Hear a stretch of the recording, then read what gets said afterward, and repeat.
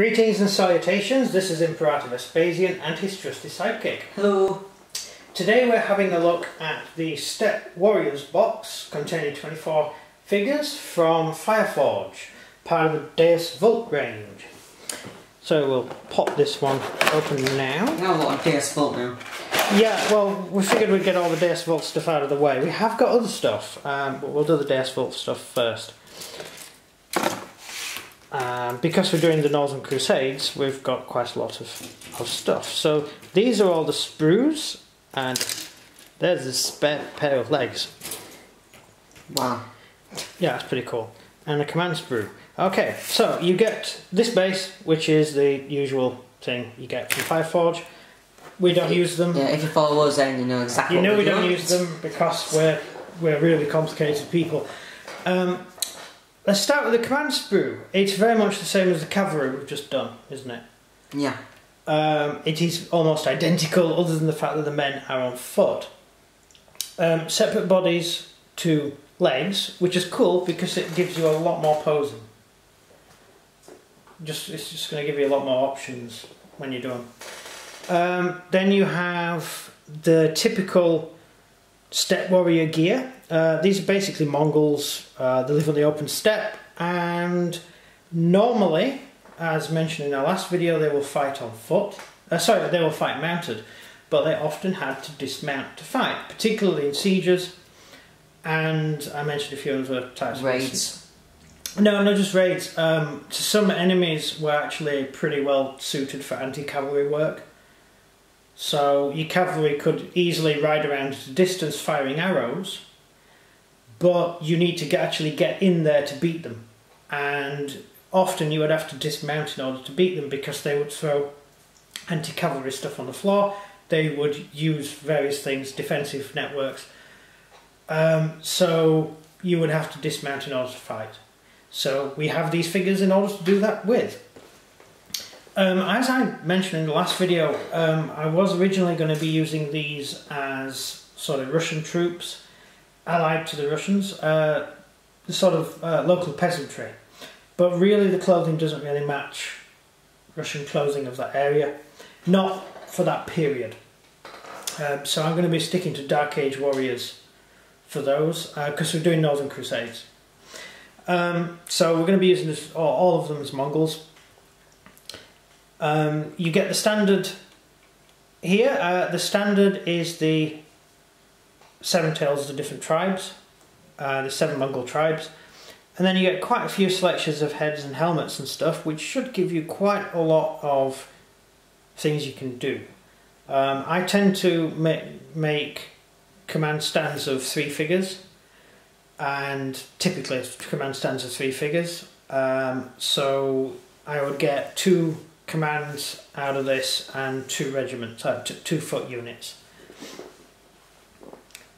That would give me some spare figures to make more command for the next box. So it divides up.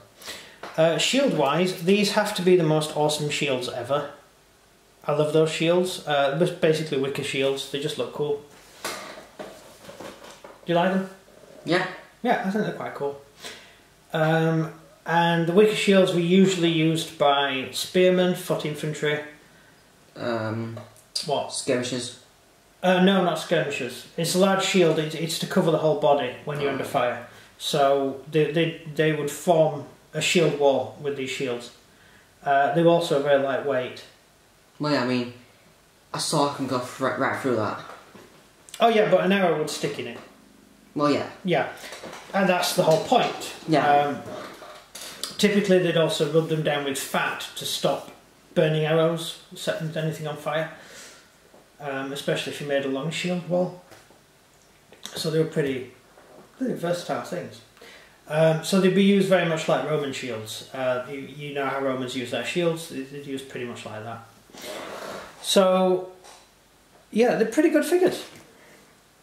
You can make them into bowmen, you can make them into standard infantry.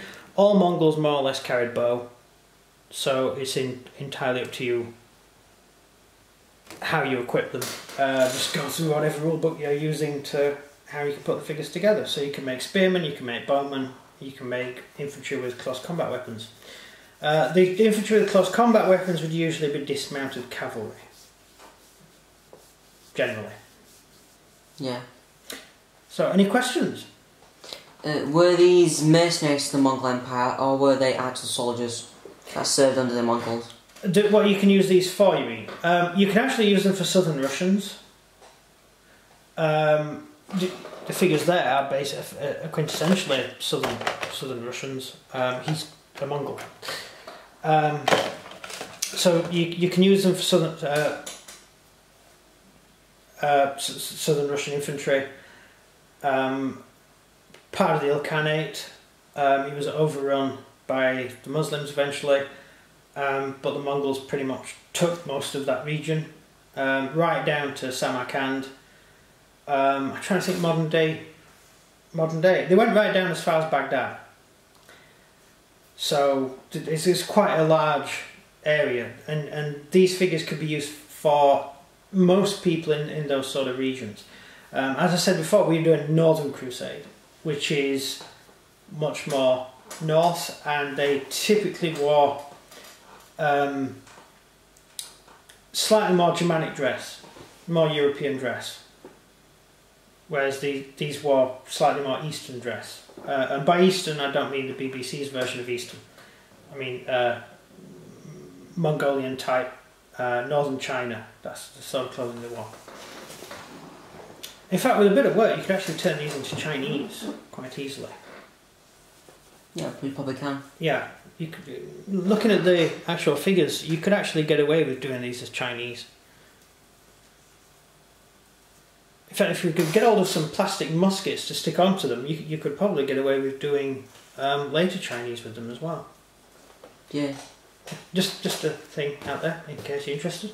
But I have heard a little bit, did tell me that there's going to be some Chinese coming out. Oh, might be able to Taiping. Yeah.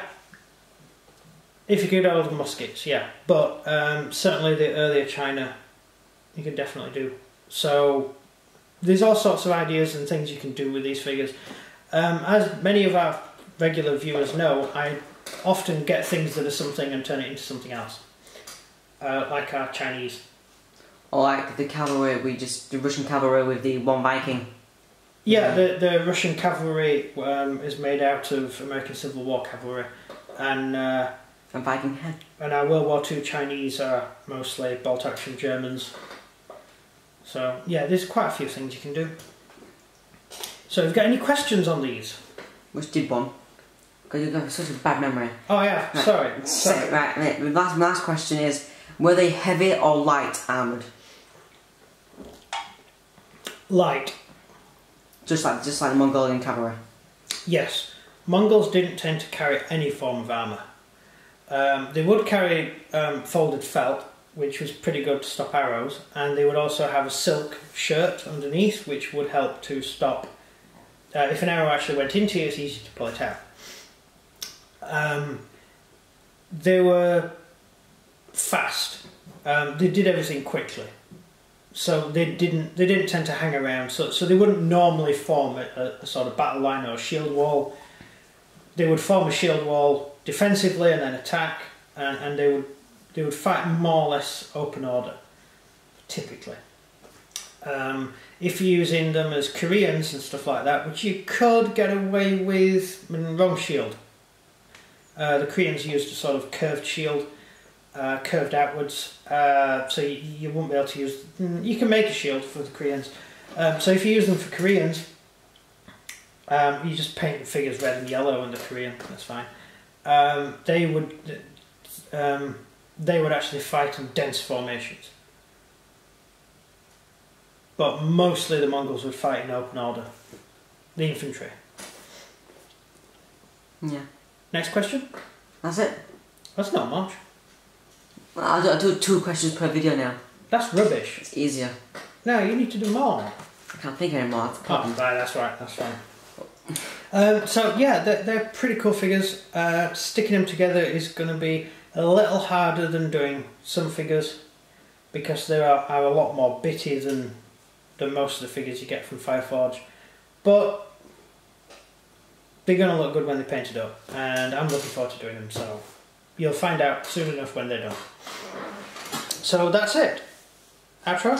So if you enjoyed this video, please like and subscribe, and comment down below what any questions you have about the Steppe warriors. Is that right? Yeah. Steppe. Yeah, Steppe warriors. It's actually general. It's a general term. You could use them for Far Eastern Mongol infantry. You could use them for Koreans. You could use them for Chinese, as we mentioned. So you could actually use them for a lot of different things, with a little bit of tweaking and modifying of weapons, maybe swapping weapons from other boxes. You could definitely get away with using them for a lot of things. So, a bit like the Dark Age Warriors. Yeah. The Dark Age Warriors can be used for anything. This is right up to modern day, really. Stick an AK-47 on a Dark Age Warrior, you'd fit in anywhere. Yeah, paint some clothing on. Yeah, just paint a shirt or a jibber or something, and it'd look just like a modern day happy person with an AK-47. That's it. No, that's it from me. And everything from him. Goodbye. See ya.